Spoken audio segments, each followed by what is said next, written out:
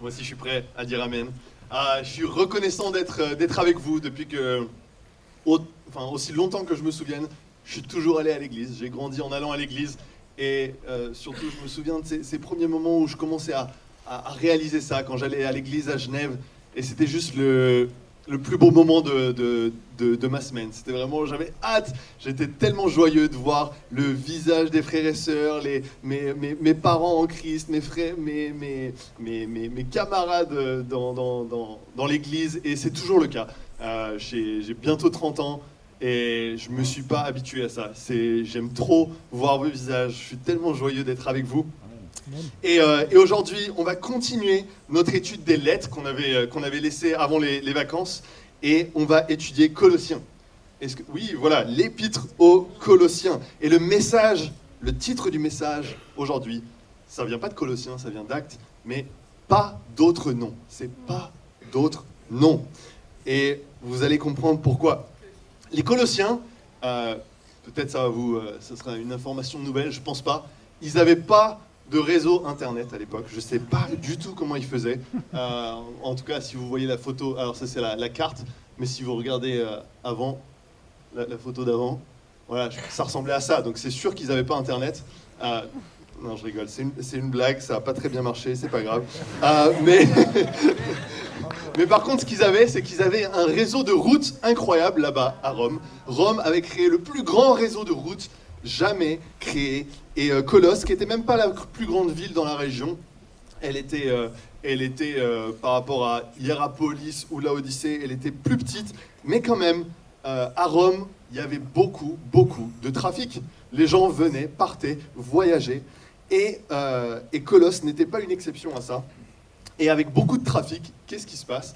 Il y a aussi beaucoup de news, des good news, des fake news, plein de nouvelles philosophies, plein de nouvelles croyances, plein de nouvelles idées qui viennent, comme aujourd'hui finalement, n'est-ce pas ? On peut ouvrir notre téléphone, ouvrir nos réseaux sociaux et voir des idées nouvelles tous les jours. Et c'est pas une mauvaise chose, je pense, mais Paul aide ses frères et sœurs à Colosse, avec la lettre aux Colossiens, à ne pas se laisser entraîner par ces nouvelles idées et ces courants de pensée, à savoir être équipés à faire face à tout ça. Et donc j'ai un premier point pour vous, et je pense pas que c'est mon point, j'ai essayé de voir c'est quoi le point que Paul fait, et le point c'est de revenir toujours à Jésus. Amen. La première philosophie un peu qui s'est immiscée dans l'église à Colosse, qu'on peut entrevoir à travers ce que Paul dit. Si on ouvre notre Bible en Colossiens 2, il y a peut-être le passage là-haut, peut-être pas, je me souviens plus. Mais je vous encourage à prendre votre Bible quand même. Ne pas laisser les slides remplacer la Bible. Mais en Colossiens 2, verset 21, Paul dit, ne prends pas... à partir de verset 20 plutôt. Si vous êtes morts avec Christ aux principes élémentaires qui régissent le monde, pourquoi, comme si vous viviez dans le monde, vous soumettez-vous à toutes ces règles ? Ne prends pas, ne goûte pas, ne touche pas. Elles ne concernent que des choses destinées à disparaître dès qu'on en fait usage. Il s'agit bien là de commandements et d'enseignements humains. Ils ont en vérité une apparence de sagesse, car ils indiquent un culte volontaire de l'humilité et le mépris du corps. Mais ils sont sans aucune valeur et ne servent qu'à la satisfaction personnelle. Et donc, on voit qu'il y a des idées un peu d'ascétisme, c'est-à-dire de traiter durement son corps par rapport à ce qu'on mange, par rapport à des choses particulières de notre vie qui ne sont pas finalement si importantes. Et puis Paul dira, concentrez-vous plutôt sur les choses d'en haut, plutôt que de rester attaché à de telles règles. Donc on voit qu'il y a certaines de ces idées-là qui arrivent dans l'église à Colosse. Mais je ne vais pas trop m'attarder là-dessus. Quelque chose d'autre qu'on voit quand on lit attentivement la lettre, on voit que Paul, il adresse un problème très important. Et c'est l'idée que Jésus, on remettait en cause sa nature, qui il était, et surtout l'importance de son œuvre. Et donc on va lire à partir du chapitre 1, verset 13. Mais ce que Paul, il fait beaucoup quand vous lisez Colossiens, qui est une petite lettre, hein, mais vous allez voir que Jésus est omniprésent, absolument omniprésent. Paul montre qu'il y a zéro moyen d'avoir un christianisme où Jésus même n'a pas exactement la place qu'il a auprès de Dieu, sa place de fils de Dieu, d'être divin. Amen. C'est pas possible. Il est au centre de tout. Chapitre 1, verset 13. Si vous voulez lire avec moi. Il parle de Jésus. Là, il parle de Dieu. Il nous a délivrés de la puissance des ténèbres et nous a transportés dans le royaume de son Fils bien-aimé, en qui nous sommes rachetés, pardonnés de nos péchés. Le Fils est l'image du Dieu invisible, le premier-né de toute la création. En effet, c'est en lui que tout a été créé dans le ciel et sur la terre. Le visible, l'invisible, trône, souveraineté, domination, autorité. Tout a été créé par lui et pour lui. Amen. Il existe avant toute chose et tout subsiste en lui. Il est la tête du corps qu'est l'Église. Il est le commencement, le premier-né d'entre les morts, afin d'être en tout le premier. Amen. En effet, Dieu a voulu que toute sa plénitude habite en lui, en Jésus. Il a voulu par Christ tout réconcilier avec lui-même, aussi bien ce qui est sur la terre que ce qui est dans le ciel, en faisant la paix à travers lui, par son sang versé sur la croix. Et vous qui étiez autrefois étrangers et ennemis de Dieu par vos pensées, par vos œuvres mauvaises, il vous a maintenant réconciliés par la mort de son Fils dans son corps de chair pour vous faire paraître devant lui saint, sans défaut et sans reproche. Et chapitre 2, verset 8, regardez, il continue, mais je saute un peu parce qu'on ne va pas lire toute la lettre, mais lisez-la pour vous-même et vous verrez que Jésus est absolument omniprésent dans tout. Faites attention que personne ne vous prenne au piège par la philosophie, par des tromperies sans fondement qui s'appuient sur la tradition des hommes, sur les principes élémentaires qui régissent le monde, et non sur Christ. En effet, c'est en lui qu'habite corporellement toute la plénitude de la divinité. Vous avez tout pleinement en lui, qui est le chef de toute domination et de toute autorité. C'est en lui que vous avez été circoncis d'une circoncision qui n'est pas faite par la main de l'homme, mais de la circoncision de Christ, qui consiste à vous dépouiller du corps, de votre nature pécheresse. Vous avez été, en effet, ensevelis avec lui par le baptême, et vous êtes aussi ressuscités en lui et avec lui, par la foi en la puissance du Dieu qui l'a ressuscité. Vous qui étiez morts en raison de vos fautes et de l'incirconcision de votre corps, il vous a rendu à la vie avec lui. Il nous a pardonné toutes nos fautes.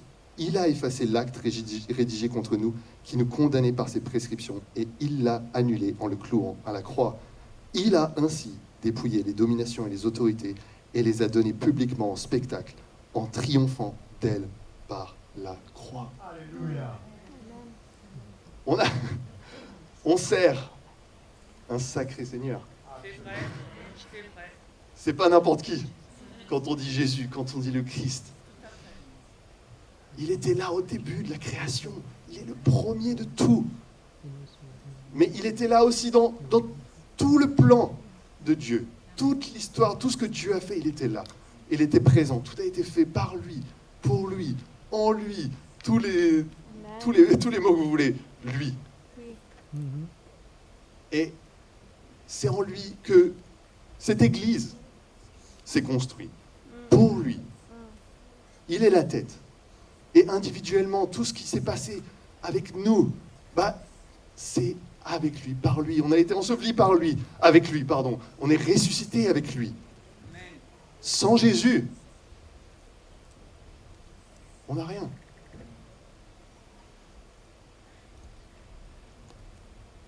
Et donc, toute croyance ou philosophie qui diminue d'une manière ou d'une autre le Christ, qui il est, ou ce qu'il a fait, est de toute évidence éloigné de Dieu.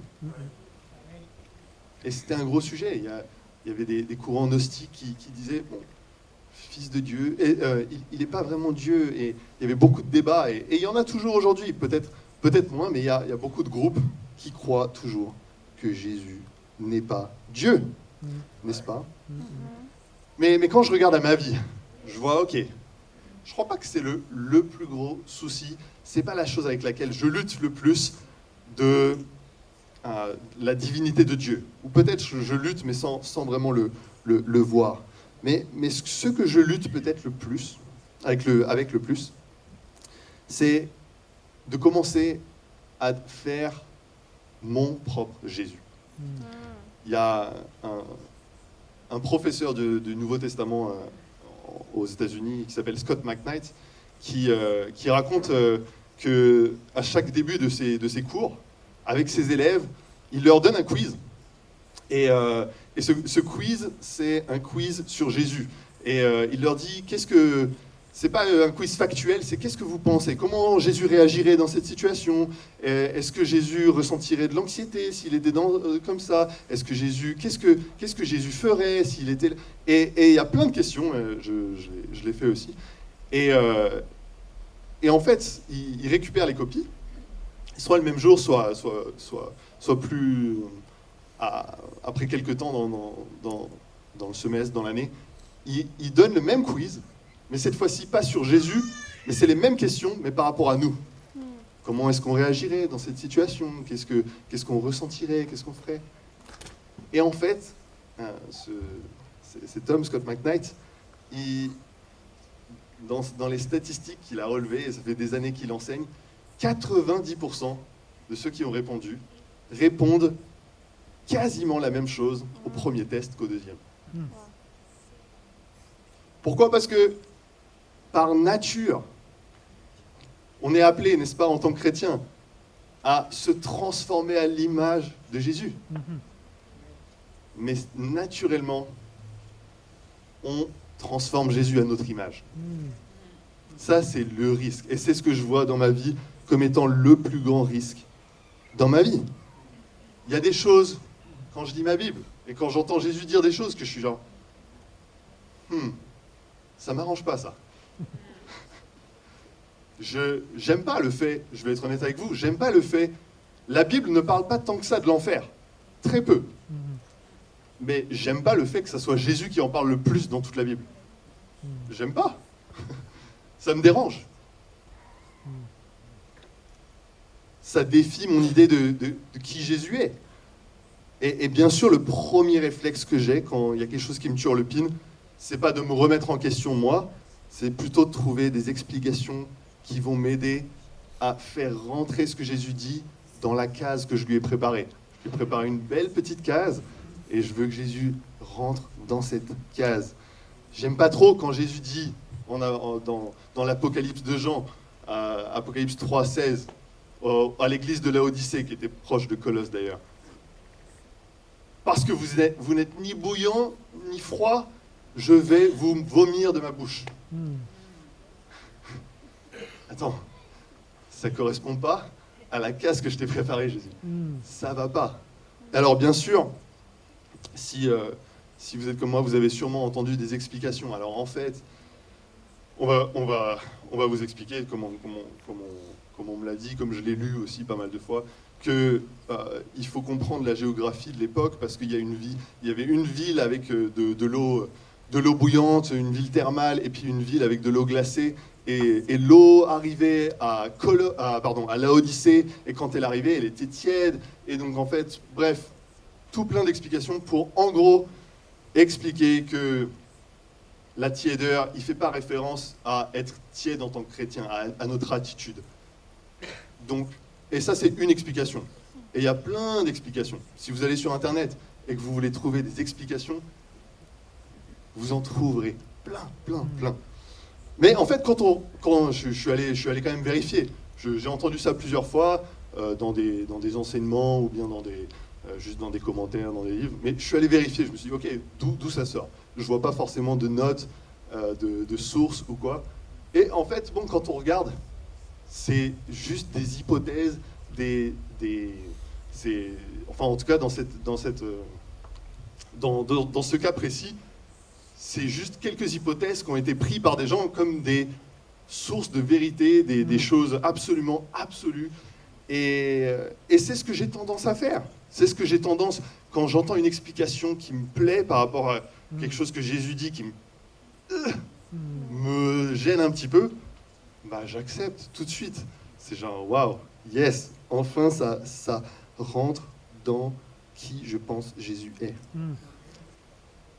Mais ce qui est intéressant, c'est quand on, pour chaque chose difficile que Jésus dit, ou la Bible en général, il y a toujours 10 théories qu'on peut choisir suivant quelle est la case qu'on a préparée de Jésus. S'il n'y a rien de Jésus qui vous défie, quand vous lisez la Bible, Jésus est d'accord avec tout ce que vous croyez, vous, c'est peut-être que vous lui avez fait une case et que vous essayez de pousser Jésus dans votre case. Et c'est ma tendance, c'est absolument ma tendance. Et j'apprécie l'attitude de Paul. Paul, il ne dit pas fuyez les philosophes, fuyez les idées, ne lisez pas, ne dialoguez pas avec eux. Non, on a besoin de dialoguer avec ceux qui ne sont pas d'accord avec nous, de lire des livres qui vont ouvrir nos horizons, de voir des idées qui sont peut-être des idées qui vont nous rendre inconfortables. Mais ce que Paul fait, c'est de les équiper. Paul dit, revenez toujours à Christ. Amen. Pourquoi revenir toujours à Christ? Parce que aucune philosophie de ce monde n'est allée à la croix pour moi. Aucun auteur, podcasteur, youtubeur vous aime comme Jésus vous aime. Amen. C'est vrai. Et des fois, il y a la pression extérieure, des fois la pression elle est même de l'intérieur. Mais je vais pas. Je suis absolument prêt à écouter tous les arguments et les hypothèses et les différentes théories, et j'aime discuter. Mais vous étonnez pas que je vais retourner vers Jésus, que je vais pas laisser. En tout cas, c'est ce que je veux. Et encouragez-moi, si vous voyez que je suis en train de pas retourner vers Jésus, et Jésus sans filtre, pas Jésus de mon Jésus, mais Jésus que je vois, ben vous pouvez me corriger. S'il vous plaît, faites-le. Reprenez-moi.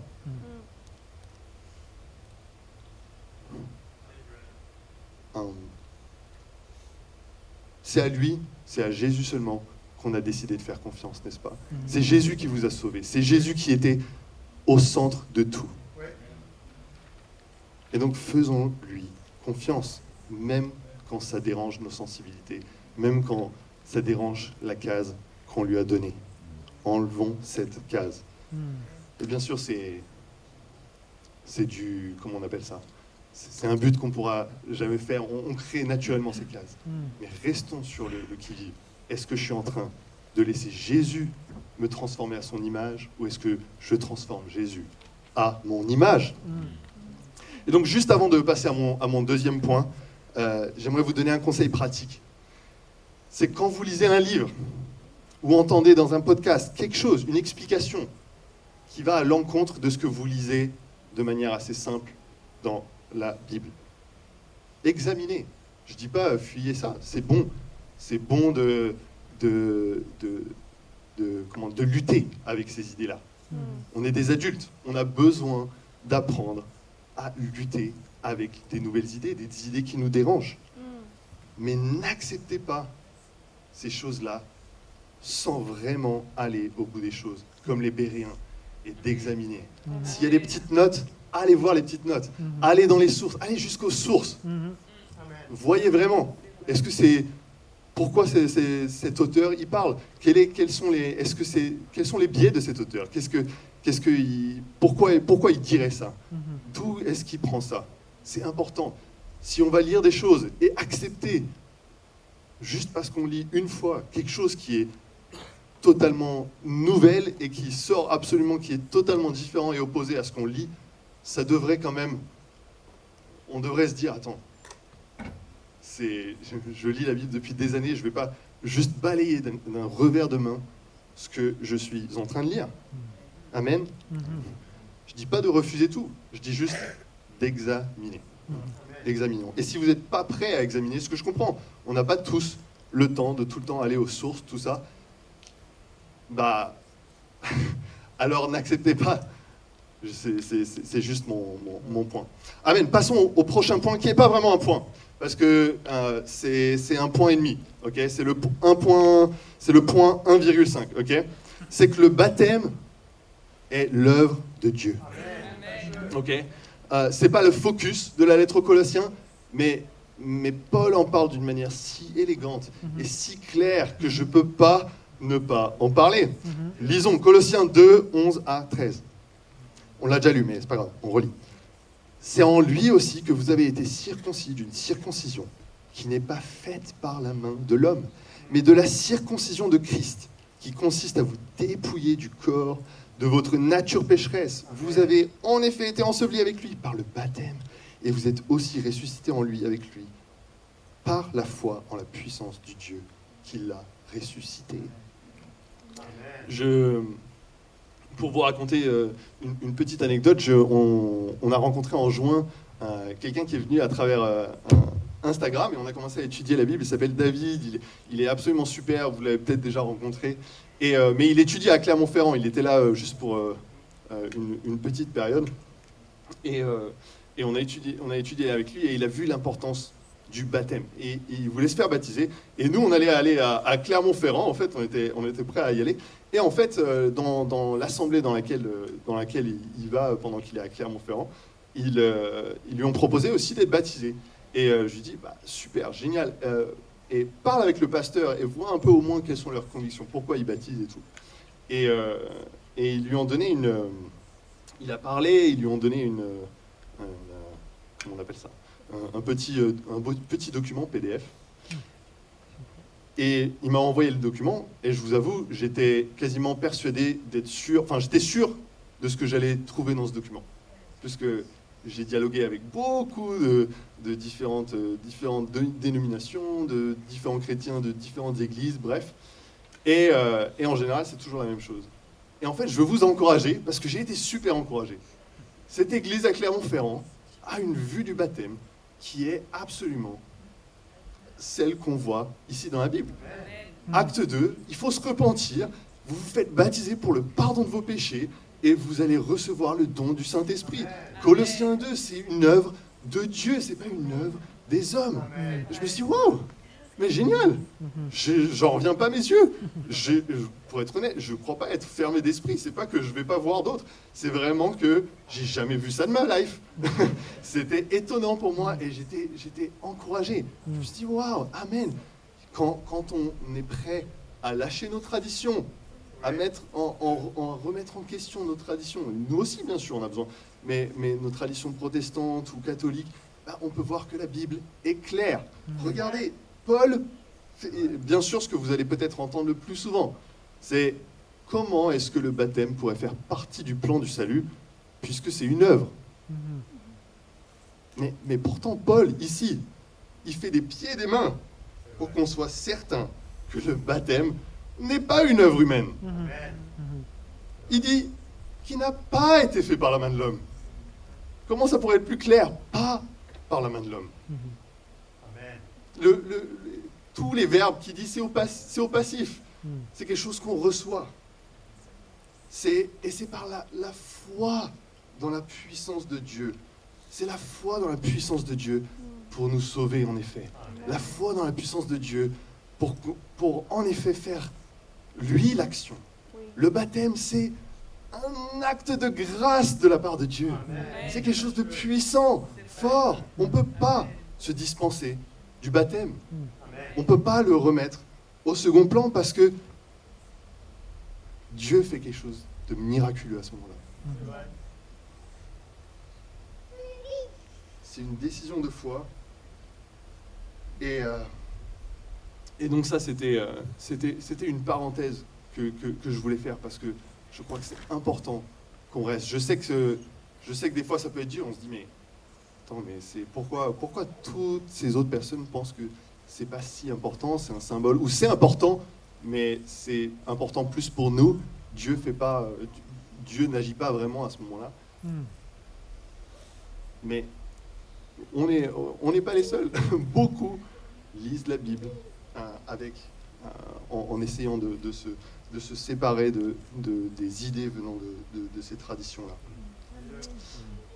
Mon troisième point, et mon dernier, c'est qu'on reconnaisse l'immensité de notre salut.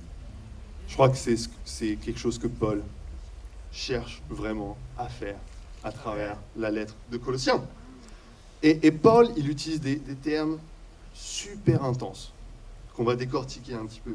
Mais regardez, au chapitre 1, verset 21. Colossiens 1, 21.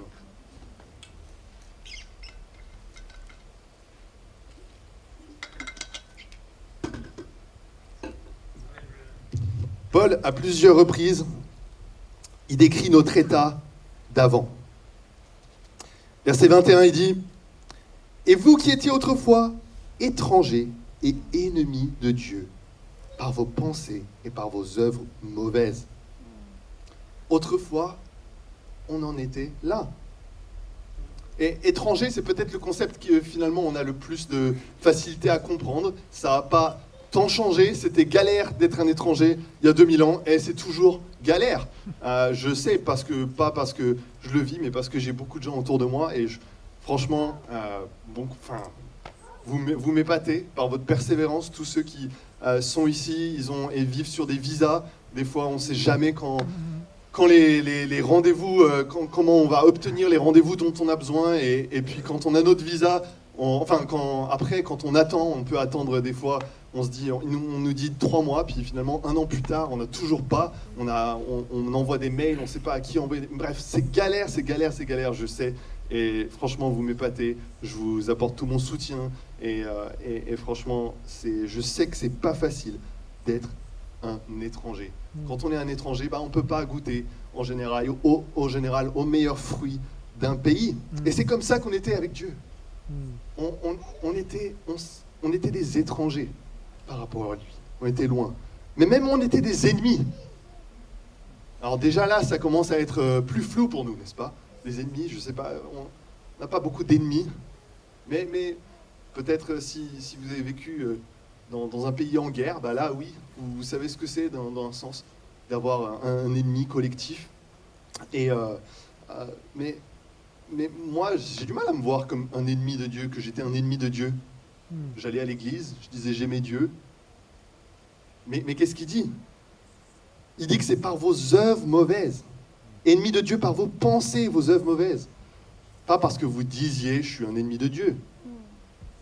Par nos œuvres, on montrait qu'on était opposé à Dieu. Qu'on ne voulait rien avoir à faire avec lui. On était notre propre roi. On n'était pas il n'y avait aucune alliance. Si on est notre roi, c'est Jésus n'est pas notre roi. Mes actions montraient que je m'opposais à lui.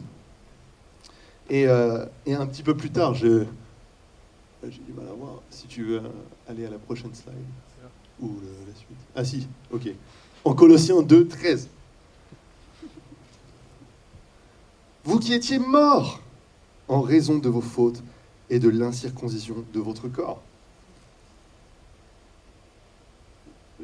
J'ai été rarement exposé à un cadavre, et souvent c'est dans des conditions où le cadavre a été mis d'une manière qu'on peut regarder, on peut être dans la même pièce, mais à l'époque, mort, ils comprenaient vraiment ce que ça voulait dire.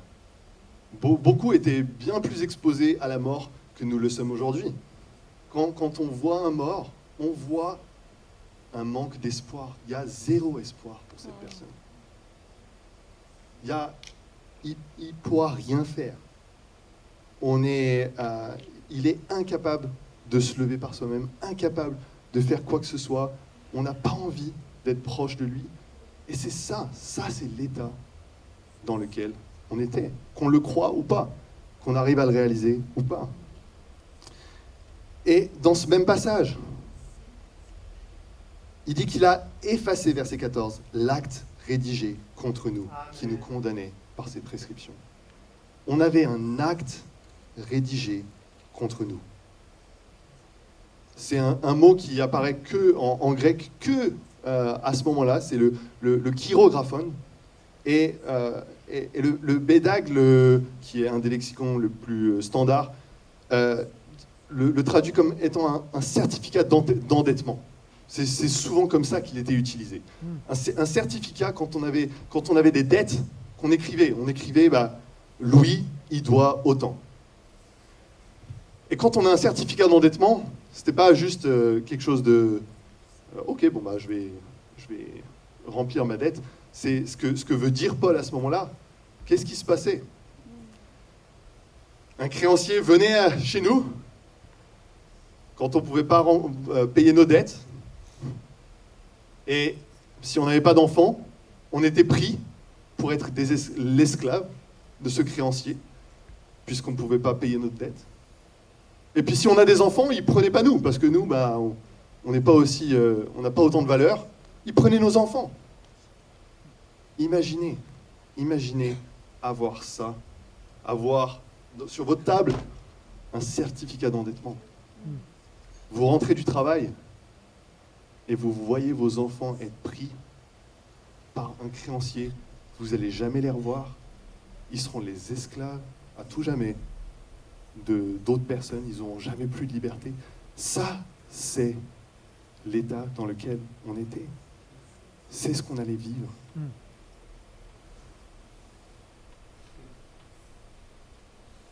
Mais Paul,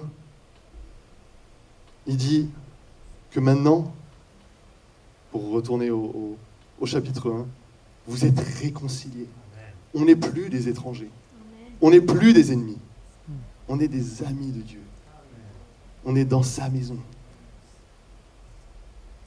On n'est plus mort, on est ressuscité. On est rendu à la vie avec lui. Et l'acte qui a été rédigé contre nous, vous savez quoi? Jésus, il est passé chez nous, il a vu l'acte sur la table, et il a dit, moi je vais le payer. Il a pris l'acte, mais il ne l'a pas payé avec son argent. Il a dit, toi tu allais être esclave, toi tu allais mourir de ça, je vais mourir à ta place. Il a pris l'acte et il l'a mis à la croix. Pour qu'on n'ait pas à vivre ça, il l'a vécu lui-même. Pourquoi Paul essaie de nous faire comprendre la gravité de la situation dans laquelle on était? C'est parce que si vraiment on comprend cette gravité-là, si on comprend de quoi on a été sauvé, on comprend l'étendue et l'immensité de l'œuvre du Christ. Amen. L'immensité de ce que Jésus il a fait à la croix, l'immensité de son amour. Amen. Et c'est toujours ce qu'on a besoin aujourd'hui. Pourquoi Paul le rappelle? C'est parce que c'est un rappel dont on a besoin. On ne peut plus... Pourquoi on continue? C'est le point de Paul, si vous lisez, on ne va pas le lire ensemble, mais lisez Colossiens. C'est pourquoi continuer à vivre comme si on était toujours mort, comme si on était toujours esclave, comme s'il y avait toujours cette dette.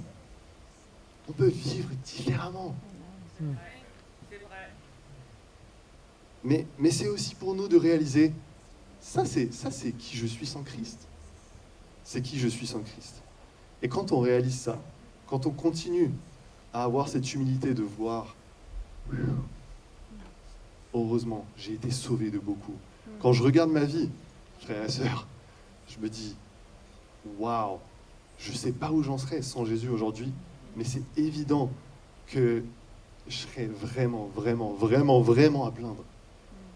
Que je serais d'une solitude et d'une tristesse. Et vous ne le verrez pas sur mon visage. Quand je suis en groupe avec vous, vous verriez quelqu'un de tout à fait normal, qui a l'air de s'amuser, qui a l'air d'avoir sa vie en bon état. Mais je sais, je me connais, je sais. Je vois mon cœur. Je vois l'infidélité de mon cœur, l'immoralité sexuelle dans mon cœur, la haine, l'égoïsme. Tout ça, tous ces péchés qui, sans Christ, m'auraient absolument tué. Et je vivrais comme un mort vivant aujourd'hui. Et donc Jésus a fait quelque chose d'incroyable. Reconnaissons l'immensité du salut que Jésus a apporté. Épaphras, c'est sûrement celui qui a implanté l'église là-bas à Colosse. Il était probablement de Colosse et quand il a été converti, on pense par Paul, il serait ensuite allé à Colosse pour partager la bonne nouvelle. Mais je m'imagine être à la place d'Épaphras et lire cette lettre qu'il a absolument lue et me rendre compte, waouh, j'ai pas fait grand-chose. J'ai ouvert ma bouche, j'ai partagé la bonne nouvelle de Jésus, mais il y a des morts qui sont revenus à la vie. Il y a des esclaves dont la dette a été effacée. Jésus a apporté une telle libération à Colosse. C'est incroyable. Qu'est-ce que moi j'ai fait? Mais il devait être content d'avoir au moins ouvert sa bouche, n'est-ce pas? Il ne se rendait peut-être pas compte de l'étendue de la rédemption qu'il a apportée en appelant les Colossiens à suivre Jésus. Mais je regarde cette salle, je me dis, je connais un tout petit peu de l'histoire, puisque moi, mon père est devenu chrétien dans cette église en 87, ma mère en 92, il me semble. Et mon père, c'était un frère qui s'appelait Yves Perriard, et ma mère, c'était Anne King, qui l'a rencontré dans la rue, et mon père dans un bus. Et ça... Et puis ensuite, toutes les personnes qui m'ont aidé à grandir, Thierry qui a étudié la Bible avec moi, et puis bien sûr toutes les personnes qui ont été impliquées dans la vie. Et je vois juste moi, juste la rédemption que moi j'ai reçue, la libération que moi j'ai reçue. Tellement de joie. Mais quand je vous vois tous, je me dis, waouh, la libération qu'il y a eu à Paris, c'est incroyable. Et vous savez quoi? Dieu, dans sa grâce, il a décidé qu'il voulait qu'on fasse partie intégrante de ce plan de libération. On est un petit groupe, mine de rien, ici. Et Paris est vraiment sous l'esclavage et a besoin de libérateurs. Ça, c'est pas le point de Paul, c'est mon point. La conclusion de Paul, vous pouvez la lire vous-même, Colosse. Là, c'est ma conclusion quand je pense à la grandeur du salut qu'on a reçu. Vous êtes des libérateurs avec Christ. Quand vous apportez Christ aux gens, vous êtes le moyen par lequel les gens reçoivent cette libération. C'est incroyable. Alors, baissons pas les bras. Étudions la Bible, montrons Jésus, sans filtre, à nos amis, à nos collègues, les gens dans la rue, les personnes dans le métro, dans le bus, les gens dans notre club de foot, de tennis, de squash, peu importe ce que vous faites. Soyons aux premières loges de la libération que Jésus, notre Sauveur, veut apporter à Paris. Amen.